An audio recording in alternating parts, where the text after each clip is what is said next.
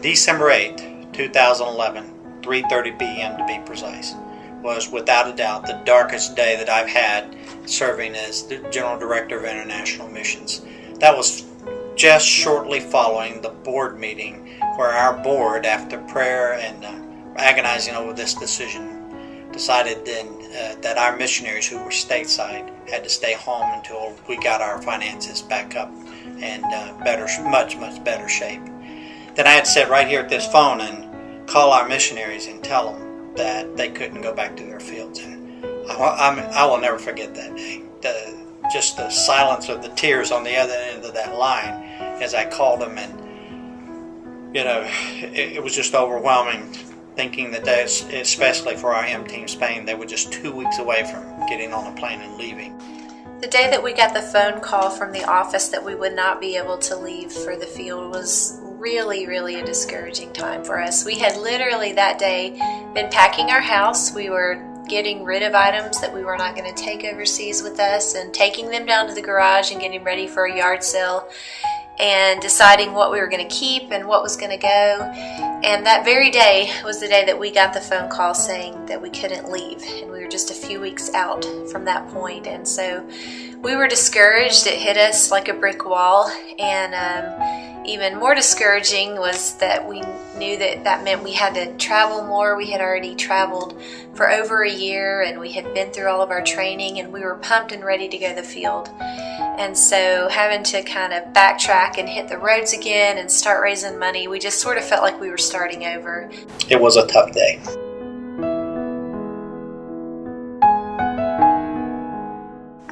What was really great is the news got out, seeing the response of our people. First of all, talking to our missionaries immediately. It was tough on them, but the next thing we get from our missionaries, okay, let's go. Let's get out there and go to our churches. And pastors started calling, what can we do? And we were able to tell them, we need these things financially. We need a great world mission offering. Our staff here is, it was sort of like that dark day, and then we all turned to the light, and that's our looking to God to answer and respond and move in people's hearts and anticipating what He was going to do. And it was just really great. I felt like, a real rallying charge went out, and our people responded in a great way.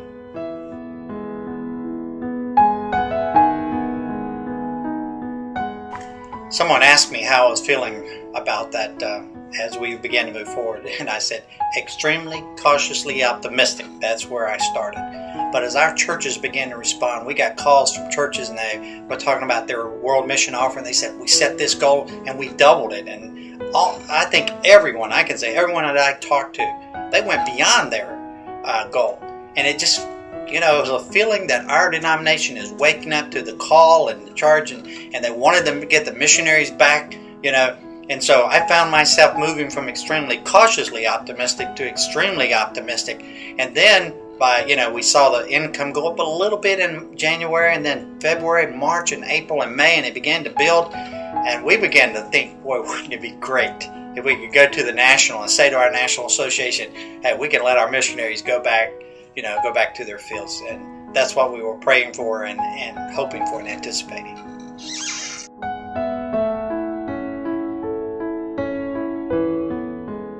And then it came Wednesday morning, July 18th, and being able to step up to that podium and give people the good news. It was from my darkest day to my brightest day, and this one I want to hold in my memory forever and ever. As Rob pointed out earlier, in December 2011, our board made a very tough decision to keep these missionaries home until our financial situation stabilized. Brothers and sisters, Free Will Baptist, I've got the best news in the world. Because of you and your response, our missionaries can go home. Amen? They can go home. Thank you. Thank you. So that's the way it was, July 18th, 2012, and we want to thank you. I know that God moved in a very special way in the hearts of many people. Many of you responded. We had the greatest world mission offering we've ever had. We had great increase in income, and you responded. and we want to tell you thank you. Thank you so much for obeying God's direction in your lives, and because of that, our missionaries one by one now returning to their fields and continuing their ministry. So thank you very much.